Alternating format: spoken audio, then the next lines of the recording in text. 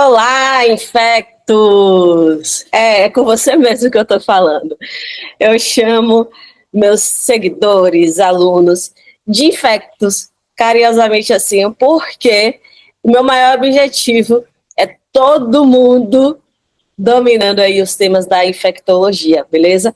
Quem está chegando aqui e ainda não me conhece, eu sou a Anelisa, eu sou médica infectologista e eu costumo dizer que eu sou aquela infectologista que ama uma bactéria, a ponto que eu fiz até mestrado em microbiologia e adoro ensinar sobre antibiótico terapia, tá? Se você ainda não me segue nesse mundo das redes sociais, bora lá, né? Primeiro, já se inscreve aqui no canal, deixe seu like no vídeo, compartilha, fala desse curso gratuito sobre antibiótico, que vai estar rolando aqui no canal. E eu te vejo lá nas outras redes sociais, tá? No Instagram, no TikTok, no Twitter, me procura como @papo infectado. Só no X que eu tô como @souelisa.co. Vai ser um prazer a gente continuar as nossas trocas lá nas redes sociais, tá bom? E, gente, vocês devem estar se perguntando, né? Pô, por que ela tá dando essas aulas gratuitas de antibiótico terapia? Além de realmente eu gostar muito de ensinar, a docência é algo que me fascina, que eu super me realiza. Eu não posso negar a vocês que eu tenho uma empresa, que é o Papo Infectado, e que eu vendo infoprodutos, inclusive sobre antibiótico terapia. Só que eu tenho desenvolvido infoprodutos voltado para colocar a mão na massa, em que os meus alunos sejam ativos nesse processo, e que não fique só um curso, mais um curso, né, em que a pessoa fique só assistindo aula, fazendo anotações, e depois que acaba a aula esqueceu tudo. Então não, eu tenho feito infoprodutos muito mesmo de botar a mão na massa. Só que eu preciso que, para vocês chegarem a esses infoprodutos, vocês estejam bem dominando o básico da antibiótico-terapia. Infelizmente, a gente sabe, né, que as faculdades da área da saúde, isso inclui a faculdade de medicina, eu estive nesse lugar, eu sei que o ensino de antibiótico-terapia, infelizmente, ainda deixa muito a desejar. Então, eu falei, velho, eu vou começar a dar essas aulas no YouTube, e quando a galera chegar nos produtos do Papo Infectado, a galera já vai ter uma base e só vai aprimorar esse conhecimento, tá? Então, lá no site www.papoinfectado.com, eu vou também deixar aqui embaixo na descrição, você tem acesso aos infoprodutos. E, inclusive, gente, já vai ter um infoproduto disponível a partir do dia 6 de janeiro de 2025, que é a Maratona Antibiótica. Eu já fiz 3 edições, agora estamos indo para a 4ª edição, e a maratona, gente, é um desafio de 8 dias. Qual a ideia da maratona? A ideia da maratona é que vocês tenham acesso e aprendam qual é o pensamento clínico na hora de prescrever um antibiótico, também interpretem antibiograma. Então, olha só como é que funciona. São 8 dias. No primeiro dia, vocês acessam aulas em que eu explico esse beabá do que é que você vai responder na hora de pensar em qual antibiótico prescrever, e também explico tudo sobre antibiograma. Nos 7 dias seguintes, vocês respondem casos clínicos. Esses casos clínicos são com as infecções mais prevalentes na prática médica. Então, vocês respondem. No turno da tarde, tem um grupo no Zap em que a gente discute as respostas, então vocês têm acesso a mim e a outros colegas que vão estar ali discutindo, tirando dúvida, debatendo os temas. E no final do dia, vocês têm acesso a uma videoaula em que eu detalho todos os casos. E aí eu, além de revisar, né, o pensamento clínico, o antibiograma, também reviso o espectro de ação. Então é muito mão na massa. Quem participa da Maratona Antibiótica adora, ama. E vai ser um prazer ter com vocês, né, estar com vocês no dia 6 de janeiro de 2025. Eu não deixo aberto o tempo todo. Então, se você está assistindo esse vídeo depois do dia 6 de janeiro, não se preocupa, que provavelmente vai ter período para maratona em outras datas. Mas eu sempre abro em datas ocasionais porque eu preciso de dedicação de vocês e minha também nesses 8 dias, tá certo? E aí, gente, aqui nesse QR Code você pode acessar o site que tem lá mais informações. Apenas R$ 147 para não ter desculpa, podendo parcelar, tá certo? Para realmente você aprender antibiótico. Então, você juntando as aulas daqui, gratuitas, junto com a maratona antibiótica e os outros infoprodutos do Papo Infectado que estão por vir, eu tenho certeza que você vai aprender antibiótico terapia, tá bom? Mas vamos lá, vamos começar. Quem entrou aqui nessa aula já viu, né, que nós vamos abordar aqui as penicilinas e as cefalosporinas. Lembrando, gente, que essas drogas, elas fazem parte de uma classe maior, que são os beta-lactâmicos, tá certo? Aí, esses beta-lactâmicos se dividem em penicilinas, que temos as naturais, que aí é representada pela penicilina G, benzatina, pela V, procaína, tá? Temos as semissintéticas ou aminopenicilinas, que aí entra ampicilina, amoxicilina. As antiestafilocócicas, que é a principal representante, é a oxacilina. E as de espectro estendido, que a que a gente mais utiliza, né, hoje aqui no Brasil, é a piperacilina, tá? Que tá junto com o tazobactam, o famoso Tazocin. Cefalosporinas, nós temos 5 gerações de cefalosporinas, a gente vai detalhar já, mas a gente vai falar sobre a cefa de primeira, segunda, terceira, quarta e quinta gerações. Na aula seguinte, a gente continua com beta-lactâmicos, mas detalhando os carbapenêmicos e os monobactâmicos. Nessa aula também, por conta de como eu já vou falar das penicilinas, eu já vou incluir também as penicilinas juntos com os inibidores de beta-lactamase. É bem possível que quando fala de penicilina, você já deve ter ouvido a história, né, de como foi descoberta essa droga que revolucionou a medicina, gente. Essa é uma realidade. A descoberta de Alexander Fleming foi um passo fundamental para que a gente pudesse ter uma melhoria da mortalidade, né? Porque antes as pessoas morriam de infecção. E com o advento da penicilina, se começou a utilizar remédios que combatiam a infecção. Então, para quem não sabe, Alexander Fleming, esse senhorzinho aqui, ele era um cientista.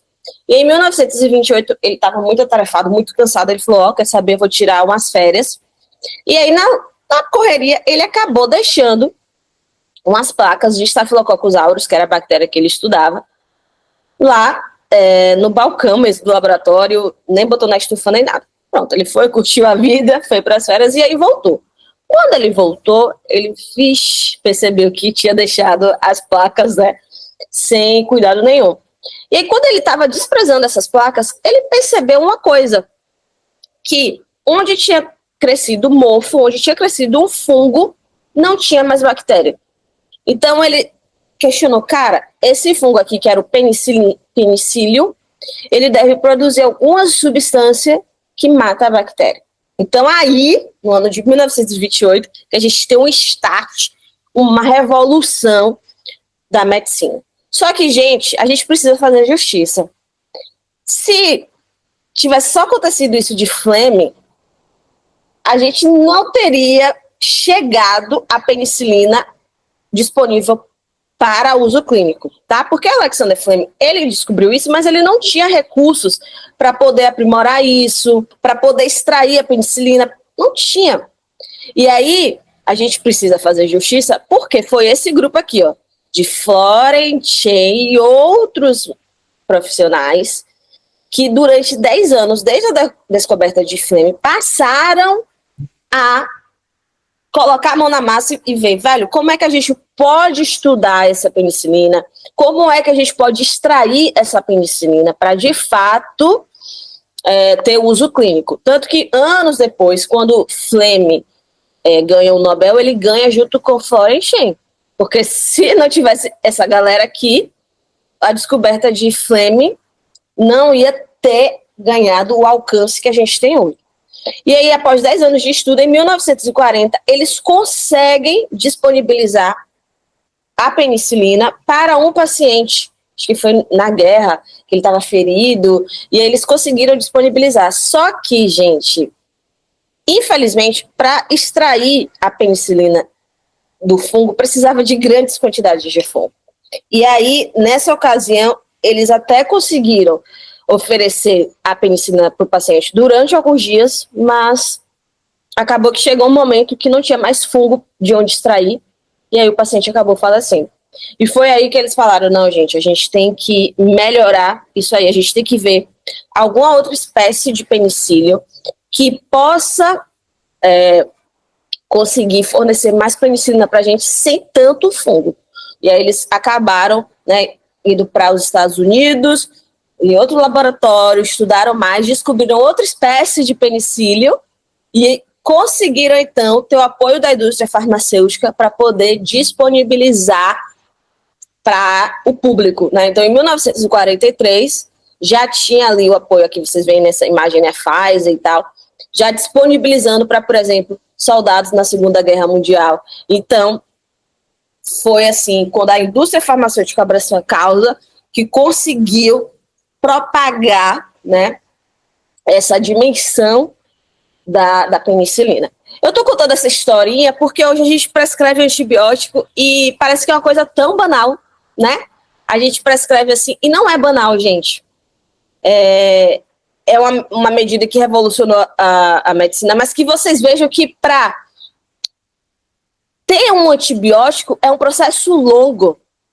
Então, justifica até porque vocês precisam saber antibiótico. Vocês precisam dominar antibiótico justamente para que vocês possam, além de, óbvio, né, ajudar o paciente de vocês, tratar o paciente de vocês corretamente, também garantir o uso racional de antibiótico e evitar resistência antibiótica. Por quê? Se você usa antibiótico errado, predispõe à resistência antibiótica e chega a cenários como que nós já temos até hoje, né, de ter bactérias aí pan-resistente e a gente não tem antibiótico para usar. Então, quando a gente para um tempo para estudar, a gente está pensando nesse presente e nesse futuro, de garantir que a gente poupe essa resistência antibiótica. Porque pode chegar um período em que a gente não tem antibiótico suficiente para tanto de resistência. Tá certo? Então, para vocês terem noção de que não é um processo simples. Bom, dado o recado, vamos então entender as penicilinas e as cefalosporinas.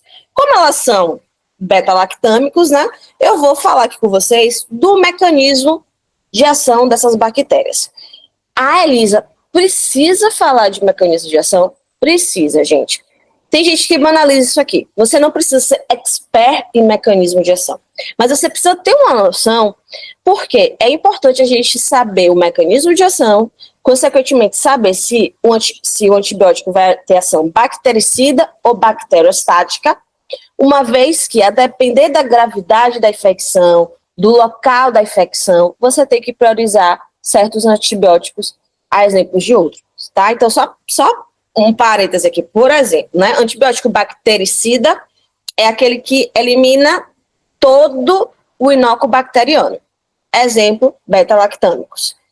Bacteriostáticos são aqueles em que você tem a eliminação de grande parte da população bacteriana, mas fica ali um resíduo, um inóculo bacteriano, que não vai causar infecção, mas que fica lá. Por que é importante você ter noção disso? Porque, por exemplo, infecção de corrente sanguínea, você evita antibiótico bacteriostático. Você prioriza o bactericida, com infecção grave, disseminada. Entende? Então, assim, não é para você ser expert, mas vocês precisam ter noção do mecanismo de ação que justifica se é bactericida ou bacteriostático, para, assim, ter esses pensamentos, né, na hora de prescrever um antibiótico. Mas voltando aqui, antes da gente ir para o mecanismo de ação direto dos beta-lactâmicos, só lembrando para vocês, né, que nós temos as bactérias gram-negativas e as gram-positivas. E essas bactérias, gente, quando a gente dá um zoom na parede celular dela, repare que na gram-negativa você tem a membrana plasmática, uma fina camada de peptídeo glicano e acima dessa camada de peptídeo glicano, uma membrana externa. Já na bactéria gram-positiva, você tem a membrana plasmática e acima uma camada bem espessa de peptídeo glicano sem a membrana externa. E aí, a gente foca nesse peptídeo glicano porque ele é o que dá o formato ali da parede celular e que garante, né, uma certa resistência dessa bactéria. E os beta-lactâmicos, eles vão agir justamente inibindo a formação desse peptídeo glicano da parede celular, de forma que isso faz com que a perda da parede celular leve à perda da célula bacteriana, levando à morte. Então, repara que, se vocês olharem aqui na imagem, né, o peptídeo glicano ele é formado por 2 aminoácidos, o ácido M-acetil murâmico e M-acetil glicosamina, certo? E entre uma camada desses ácidos e outra, há uma ligação. O peptídeo que está ligado ao ácido N-acetilmurâmico se liga ao outro peptídeo do ácido N-acetilmurâmico. E quem faz essa ligação são as proteínas ligadoras de penicilina. Essa ligação é chamada de transpeptidação, e é importante que tenha essa ligação cruzada, ou seja, de uma camada para outra, porque isso dá a resistência do peptídeo glicano. É isso que garante a força, digamos assim, do peptídeo glicano. O que é que o beta-lactâmico faz, então? Ele inibe a ação da PBP. Se não tem PBP, não tem transpeptidação, esse glicopeptídeo fica fraco e aí acaba destruindo a célula bacteriana, levando à morte total. Então, por isso que beta-lactâmicos, eles são bactericidas. E dos mecanismos de resistência, eu só quero lembrar aqui para vocês, por que é importante a gente saber mecanismos de resistência? Porque para você interpretar antibiograma, você tem que saber os mecanismos de resistência. E aí, para interpretar antibiograma, saber mecanismos de resistência, vai para a maratona antibiótica, que lá eu te explico tudo sobre isso. Então, quais são os mecanismos de resistência que as bactérias podem fazer em relação aos beta-lactâmicos? Pode ter bomba de efluxo, então essa bactéria, ela pega o beta-lactâmico e através de uma bomba, uma proteína, coloca para fora da célula. Pode ter também alteração das porinas, e aí o antibiótico não consegue entrar na célula. Pode ter alteração também do sítio de ligação. Pode ter, por exemplo, né, o sítio de ligação dos beta-lactâmicos, a gente viu a PBP, que é a proteína ligadora de penicilina. Se tem alteração desse sítio, o que é que acontece? Não vai ter aí a ligação. E pode ter também a bactéria produzindo enzimas, as beta-lactamases, que, como o próprio nome já diz, enzimas que degradam os beta-lactâmicos. Essas enzimas, gente, são elas, né? AMP-C, SBL, carbapenemase. Se você está num contexto de internato, é bem possível a residência que você já tenha visto nas discussões. E se você fica, né, meu Deus, como é que eu sei o que é SBL, o que é AMP-C, como é que eu interpreto isso no antibiograma? Tudo isso eu falo na maratona antibiótica. Tudo. E vocês aprendem e colocam em prática com os casos clínicos, tá? Então eu espero vocês lá. Mas esses são os mecanismos de resistência que as bactérias podem fazer aos beta-lactâmicos, que é bom vocês terem noção. Porque já adianta aqui uma coisa, a chave de interpretação de antibiograma é interpretar o mecanismo de resistência bacteriana. Ai, gente, meu pet como tá fofo. Olha pra isso, a língua de fora. Preto, acorde. Mas tá, Elisa, qual é o espectro de ação desses antibióticos? Vocês vão saber agora, isso aqui é ouro. Isso aqui é ouro. E quem está na maratona antibiótica tem um caderno de espectros justamente com esses espectros todos, tá? Então, das penicilinas, focando aqui nos gram-positivos. Eu destaquei os mais prevalentes na prática médica. Tem o Streptococcus, Listeria, Enterococcus fecalis, Staphylococcus aureus, sensível à meticilina e o resistente. Então, gente, quando a gente fala, né, de penicilina G, aqui a gente lembra logo é a penicilina bezatina, a famosa bezetacil. E aí, gente, a bezetacil, ela tem ação contra Streptococcus, Listeria e Enterococcus fecalis. Lembrando para vocês que Streptococo, por exemplo, o Piógenes ainda tem uma ação muito boa, mas o pneumococo, né, o pneumônio da pneumonia, a gente já tem visto cada vez mais resistência. Então, por isso que a gente não usa bezetacil para pneumonia, por exemplo. Listeria, vocês sabiam que a penicilina G pega a Listeria? Só que acabou que Com o advento da ampicilina, a ampicilina se tornou uma penicilina muito melhor para a listéria. Então, por isso que a gente prioriza a ampicilina.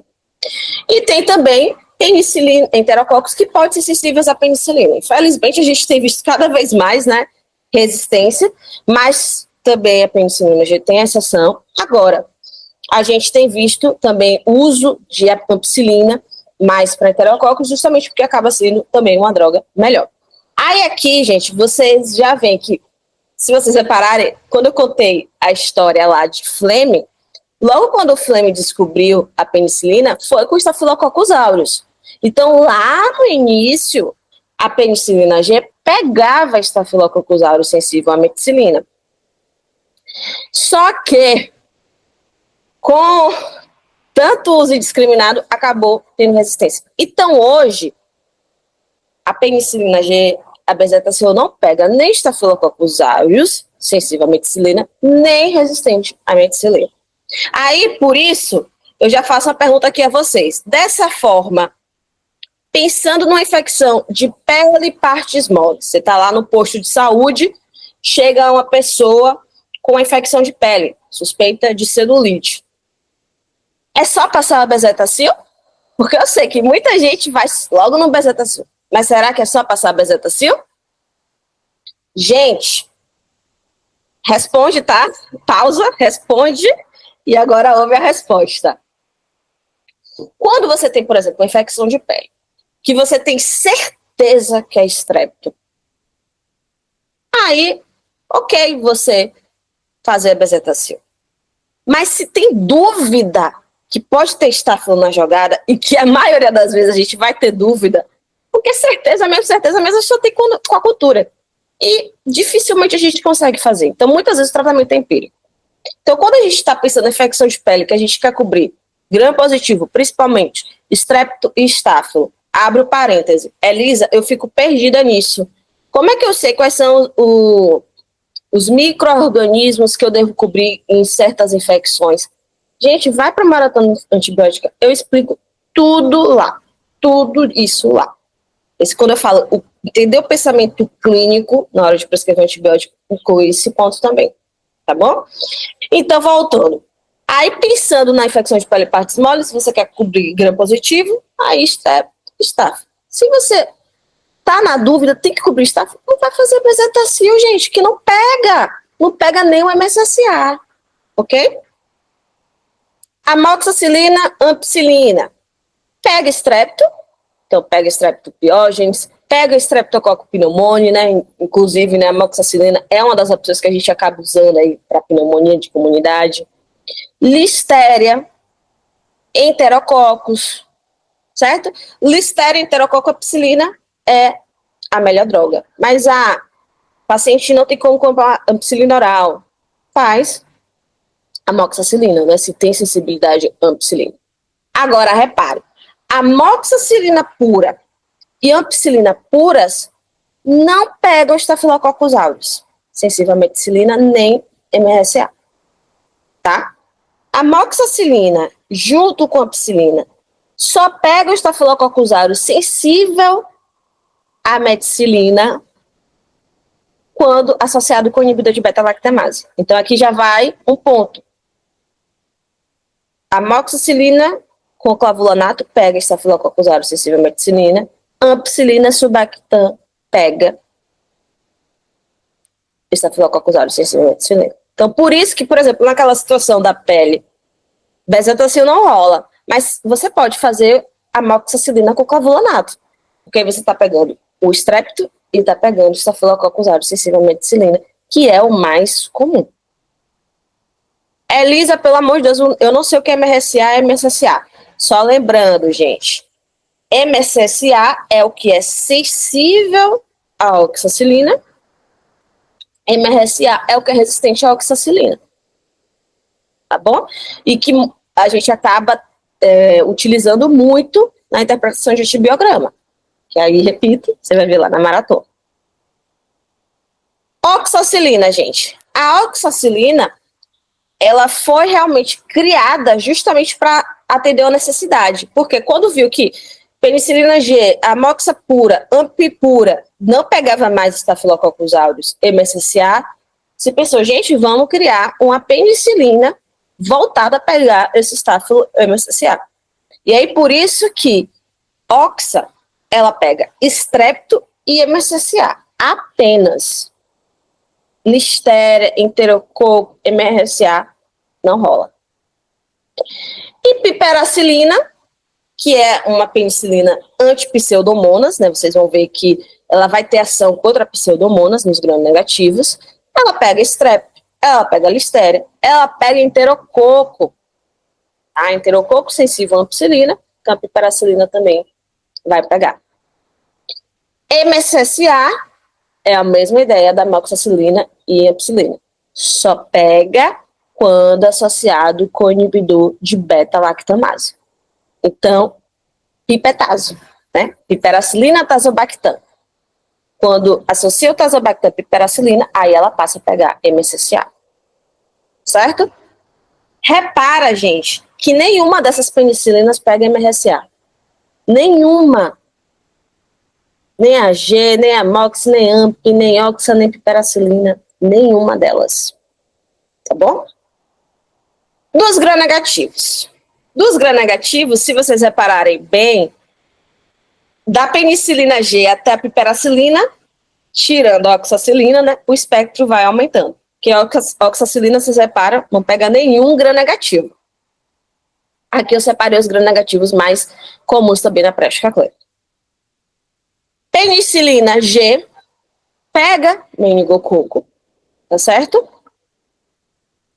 Mas, por exemplo, né, como a gente tem visto cada vez mais pneumococo resistente, aí, por exemplo, uma meningite, que você quer pegar pneumococo e meningococo, a gente não tem usado muito a penicilina G cristalina, por conta dessa resistência, né, que cada vez mais a gente tem visto pneumococo resistente à penicilina G. Mas ainda tem cepas de meningococo sensível. Amoxicilina, ampicilina. Pega Neisseria meningitis, que é o meningococo, pega o gonococo, patógenos respiratórios, que inclui moraxella, hemófilos e as enterobactérias, lá do trato urinário. E. coli, Klebsiella, Proteus, tá certo? Oxa não pega nenhum gram-negativo. E a piperacilina, ela vai pegar meningococo, gonococo, os patógenos respiratórios, enterobactérias, até pseudomonas. Por isso que você vê muito uso de piperacilina, tazobactam em ambiente hospitalar. O Tazocin, né, que é o nome comercial, a gente acaba usando muito em ambiente hospitalar para cobrir, que eu chamo assim, esses micro-organismos malvadões, como a pseudomonas. Tá? E anaeróbios. Anaeróbios, a penicilina G, ela tem ainda uma atividade ao clostrídio, clostridiose difficile não, mas clostrídio tetânia, por exemplo, ainda tem ação, então por isso que é uma possibilidade para usar no tétano, e também tem ação contra anaeróbio de orofaringe, beleza? Das outras penicilinas, gente, excetuando o Oxa, né, elas só vão ter ação contra anaeróbio quando a gente associa o inibidor de beta-lactamase. Então, repara, por exemplo, amoxicilina, ampicilina, só vai ter ação contra anaeróbio de barriga, Bacteroides fragilis, e anaeróbio de boca, quando é amoxicilina com clavulanato, ampicilina subactam. Puras, elas não têm ação. Mesma coisa com piperacilina. Só quando tem o tazobactam junto, que vai ter ação contra anaeróbio de barriga e anaeróbio de boca. Exemplo. Paciente está com uma suspeita de colecistite. O que é que você quer cobrir na colecistite? Você quer cobrir enterobactérias e anaeróbio. As enterobactérias são elas, E. coli, Klebsiella, e o anaeróbio de barriga, que está lá na barriga, é o Bacteroides fragilis que a gente quer cobrir. É uma infecção de comunidade. Então, você pode fazer amoxicilina com clavulanato, ampicilina, subactam, porque vai estar pegando esse anaeróbio, tá? Que a gente quer pegar. Infecção de boca, também é uma opção fazer, mas sempre com inibidor de beta-lactamase, essas penicilinas, porque puras, né, amoxicilina, ampicilina e piperacilina puras não vão ter ação contra anaeróbio. Espiroquetas, que botar aqui também, tá? Porque a penicilina G tem uma ação excelente contra os espiroquetas, então a gente ainda continua usando para sífilis, para leptospirose, tá certo? E não pega micro-organismos atípicos, que não são aqueles, que são aqueles micro-organismos que a gente não consegue identificar por meios básicos de microbiologia. Então, por exemplo, Mycoplasma pneumoniae, clamídia, nenhum desses penicilinas vai ter ação contra esses atípicos. Aí, para ver se rolou o match, se vocês de fato entenderam, gente, ó, manda dúvida aí nos comentários, se ficou com dúvida, não tem dúvida idiota, não, manda. Eu sempre falo, antibiótico é exposição, tem que perguntar, tem que estar vivendo. Para mim, hoje é fácil falar de antibiótico, porque eu vivo isso. Então, vocês também têm que viver, sabe? Aproveita esse curso aqui, aproveita essa oportunidade, já me segue no... Ah, Elisa, eu não tenho como fazer a maratona agora.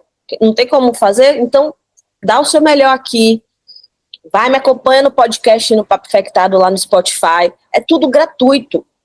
Mas vai se expondo na prática, no seu dia a dia, já vai perguntando aos seus preceptores.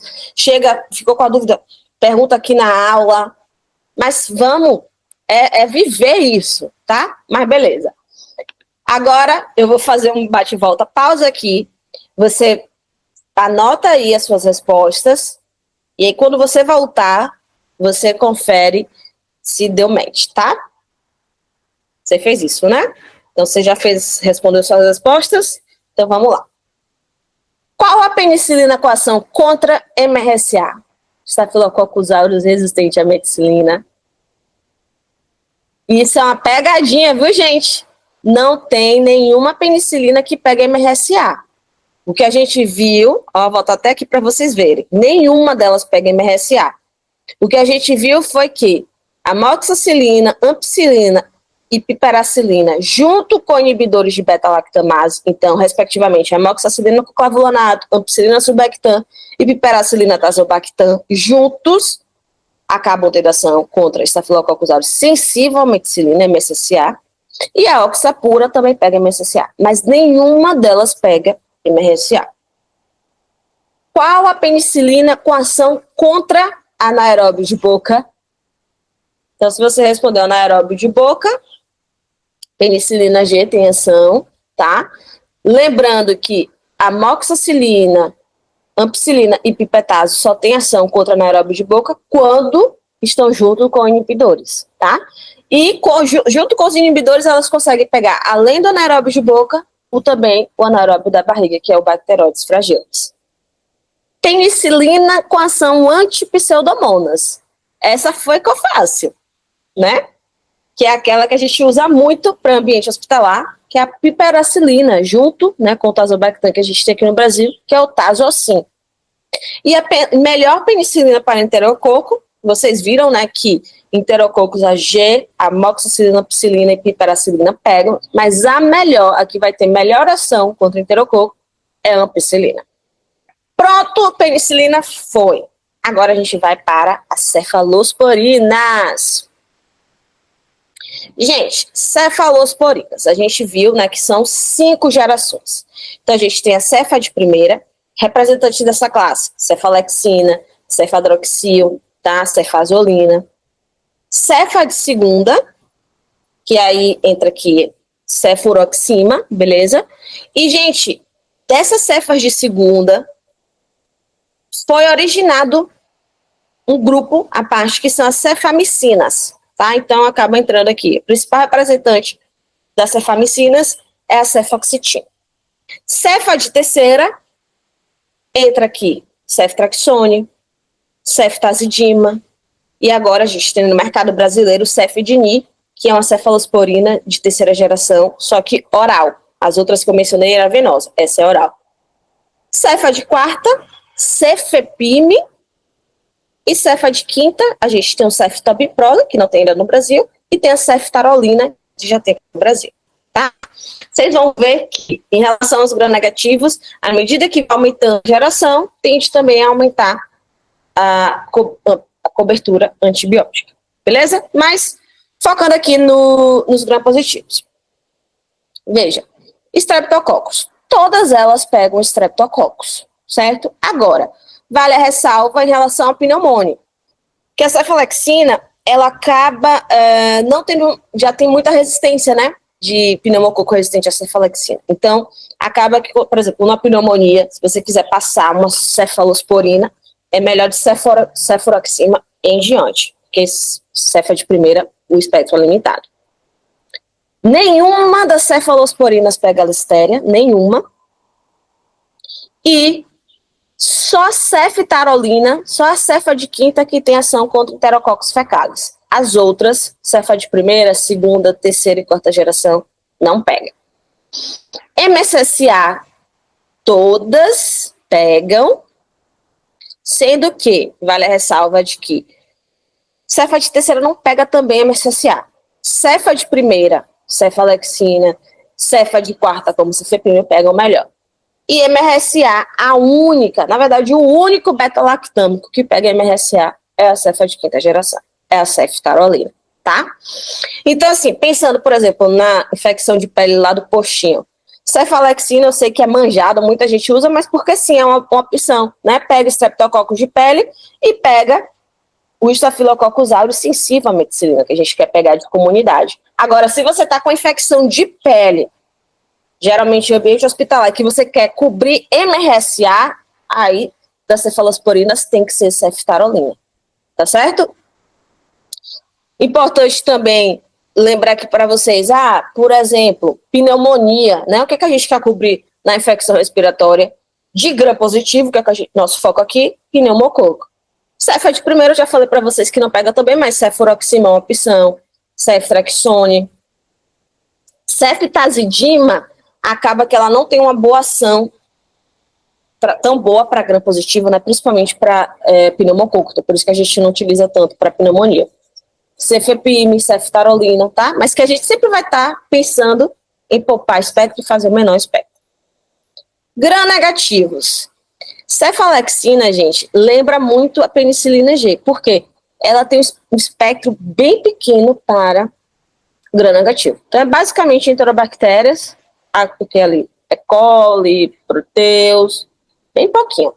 Então, por isso que, por exemplo, é uma opção para gestantes, para crianças, né? Infecção urinária, que é o que a gente quer cobrir, enterobactérias. Então, dá para a gente fazer uma cefalexina, apesar de a gente já ter visto aí um certo grau de resistência. Cefa de segunda, cefuroxima, vai pegar o meningococo, tá? Pega os patógenos respiratórios, então moraxella, hemófilos, então por isso que é até também uma possibilidade para fazer uso na pneumonia, né? A cefa de primeira não pega, então também tem esse sentido que, além da resistência no pneumococo, não pega os gram-negativos. E pega também a enterobactéria. A cefoxitina, que é a cefamicina, não pega meningococo, mas pega gonococo, patógenos respiratórios e enterobactéria. Acaba, gente, que essa cefoxitina, essa cefamicina, a gente quase não usa no dia a dia. E quando usa, é basicamente para cobrir anaeróbio, porque vocês vão ver que é uma das poucas cefalosporinas que tem ação contra anaeróbio. Ceftrexona pega meningococo, e aqui vale até uma ressalva, né? Porque você deve ter visto, cefuroxima pega meningococo, por que a gente não usa na meningite? E a questão é porque a cefuroxima, ela demora mais para atravessar a barreira hematoencefálica. Então, por ser uma infecção mais grave, a gente precisa de uma ação mais rápida. Então, a cefa de terceira tem melhor ação. Ceftriaxona pega meningococo, gonococo, os patógenos respiratórios, né, junto com o pneumococo, é uma excelente opção para pneumonia, enterobactérias, por isso que a gente utiliza bastante em T1. E aí, a ceftazidima também é uma cefa de terceira. Mas tem uma distinção aqui, gente. Enquanto ceftriaxone não pega pseudomonas, a partir da ceftazidima tem ação contra pseudomonas, tá certo? Então, ceftazidima, ela não vai pegar tão bem gram-positivo, mas já pega até pseudomonas. Enquanto ceftriaxona pega super bem gram-positivo, né, como Streptococcus, mas não pega Pseudomonas. Cefepime, que é a cefa de quarta, ela vai pegar meningococo, gonococos, patógenos respiratórios, enterobactérias e Pseudomonas. E a ceftarolina, cefa de terceira, tem o mesmo espectro de ação de gram negativo do que ceftazidima e cefepime, pegando até Pseudomonas. Repare que nenhuma cefalosporina pega cineto, nenhuma. E dos anaeróbios, elas basicamente não têm ação, só a cefa de primeira, que ainda tem uma ação residual anaeróbio de orofaringe, e a cefoxitina, que é a cefamicina, que pega anaeróbio de barriga, que pega o Bacteroides fragilis. Então, por isso, pode ser uma possibilidade para uma infecção abdominal. Lembra lá, né? Eu falei da colestite, que a gente quer pegar enterobactérias, e o anaeróbio de barriga, que é o Bacteroides fragilis. Aí a cefoxitima seria uma opção, porque ela tem ação tanto contra enterobactérias, contra o Bacteroides fragilis, o anaeróbio de barriga. Aqui, gente, são novos antibióticos derivados, né, de cefalosporinas. A gente tem o Zerbaxa, que é formado pelo ceftalozane e tazobactam.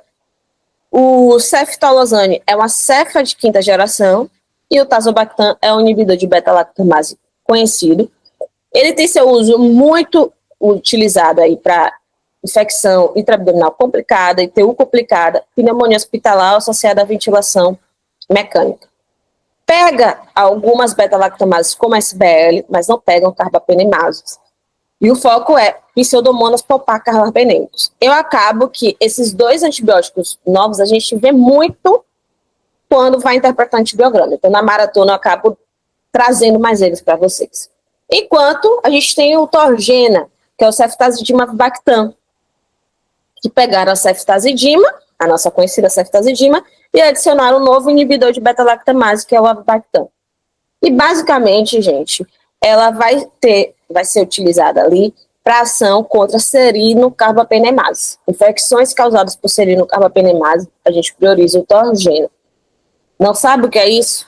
Já sabe. A resposta está na maratona antibiótica. A outra novidade também que eu quis trazer para vocês é que temos agora o cefidinil. Lembra que eu falei que tem uma cefalosporina de terceira geração que é oral? Recentemente foi aprovada pela Anvisa e já está no mercado brasileiro. Né? O nome comercial é Terza e está sendo produzido pela Eurofarma. É um pó para suspensão oral.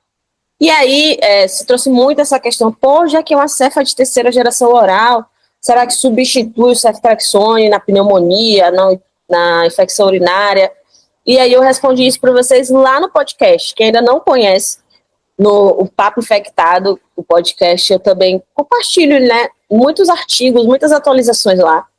E aí eu compartilhei, está valendo muito a pena vocês ouvirem. Esse episódio também está aqui no YouTube, para quem quiser ouvir, assistir, tá? Vamos lembrar então aqui, faz o mesmo exercício, pausa, responde, não pesca, não volta lá, responde e volta para a gente ver as respostas. Qual a única cefalosporina com atividade contra MRSA e Enterococcus fecalis? Isso aí, cefa de quinta geração, ceftarolina, tá? É o único beta-lactâmico que pega MRSA e a única cefalosporina que tem ação contra Enterococcus fecalis. As outras não pegam Enterococcus. Qual a cefalosporina com ação contra anaeróbio da barriga? Só a cefamicina, só a cefoxitina. O resto não pega anaeróbio de barriga. Né? Cefalosporina, no geral, elas não são boas para anaeróbio, excetuando a cefamicina. Cefalosporina com ação anti-pseudomonas. Lembra? Quem é que começa a ter ação contra pseudomonas? Ceftazidima, cefa de terceira, aí é cefepime, cefa de quarta, ceftarolina, cefa de quinta. E cefalosporina para a bactéria produtora de UPC, essa daí, gente, é uma beta-lactamase que vocês também aprendem na maratona. E a cefalosporina que a gente usa para UPC é cefepime. Aqui só para lembrar os efeitos colaterais, né, muito importante, então pode causar hipersensibilidade, alergia. Inclusive, lá no podcast, eu apresento um caso clínico, tem um episódio sobre alergia à penicilina, né? Que aí sempre bate aquela dúvida, Paciente com alergia à penicilina, posso usar cefalosporina, posso usar outro beta-lactâmico? E aí, lá no podcast, eu explico tudo isso. Então, ouçam também. Pode ter diarreia. Gente, eu já tomei uma vez, eu estava com sinusite, fui tomar um Clavolin, mas foi tanta diarreia, foi horrível. Então, é importante a gente ter noção até para avisar os seus pacientes. Pode causar nefrite, neurotoxicidade e também toxicidade hematológica. Por exemplo, o Tazocin, eu já vi na prática, Peracetam tazobactam, causando plaquetopenia. Aí, só para a gente finalizar com o casinho, JF, 15 anos, cursando com oginofagia e febre há 2 dias. Ao exame físico, apresenta amígdalas edemaciadas e compus. Nega coriza ou tosse. Nega alergias. Qual antibiótico prescrever? Gente, para ajudar vocês podem responder esses 3 cases. Né? Na maratona eu dou todo um mnemônico, mas para quem não estiver ainda na maratona, responde esses 3 cases que é o passo inicial. Qual é a sua suspeita clínica? Nossa suspeita é um paciente com dor de garganta, febre. Você olhou as amígdalas edemaciadas, compus. Pô, há uma grande chance de ser uma faringoamidalite, correto? Agora, quais os prováveis agentes etiológicos da infecção? Pô, bate sempre aquela dúvida. Eu lembro que quando eu trabalhava no posto, eu sempre ficava, meu Deus, é vírus ou é bactéria? Sempre bate aquela dúvida, porque eu não queria passar antibiótico sem necessidade. E não tinha também como fazer o swab, né, para ver se era estrepto. Aí, gente, tem alguns indícios. Por exemplo, geralmente quando é faringoamidalite viral, o paciente tem coriza, tem tosse, tem lacrimejamento, tá? Quando é só na boca, há mais chance de ser bacteriano.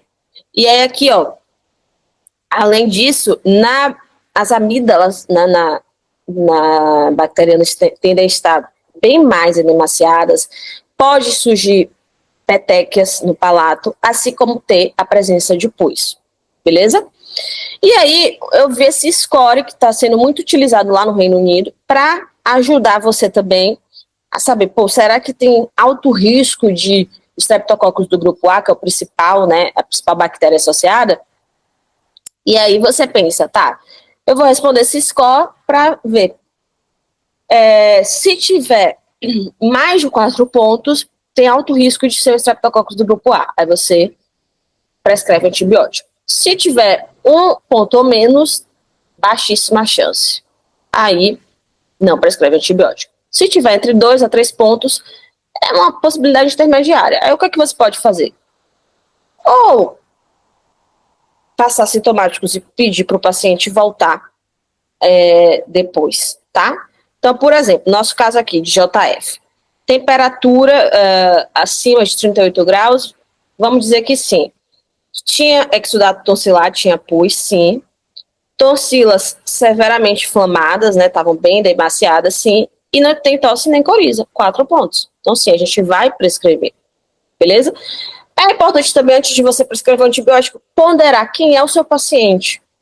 Tem disfunção renal, tem alergias, é idoso, é criança, para saber se você pode passar ou não, tá? Então, pensando aqui numa faringoamidalite causada por Streptococcus do grupo A, do que a gente viu aqui hoje, quais são as possibilidades que a gente pode fazer? Das penicilinas, bezetacil é uma possibilidade, amoxicilina é uma possibilidade, certo? Oxacilina não seria uma boa porque teria que internar, né? Piperacilina, gente, não vai logo de cara, porque piperacilina, pensa, é uma penicilina que tem um espectro muito amplo, vai até pseudomonas, não precisa ampliar tanto assim, tá? E das cefalosporinas, ó, dá para ser cefalexina, cefuroxima, tá? Da cefa de primeira, cefadroxil tem uma posologia melhor que cefalexina, então pode ser avaliado.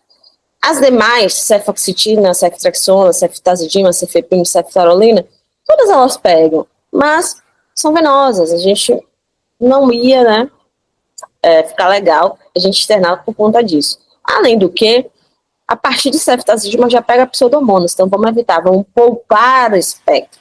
Dá pra gente fazer com o menor espectro possível. Então, dá para ser cefalexina ou cefuroxima. Beleza. Era isso, infectos. Na próxima aula, a gente vai ver sobre carbapenêmicos e monobactâmicos.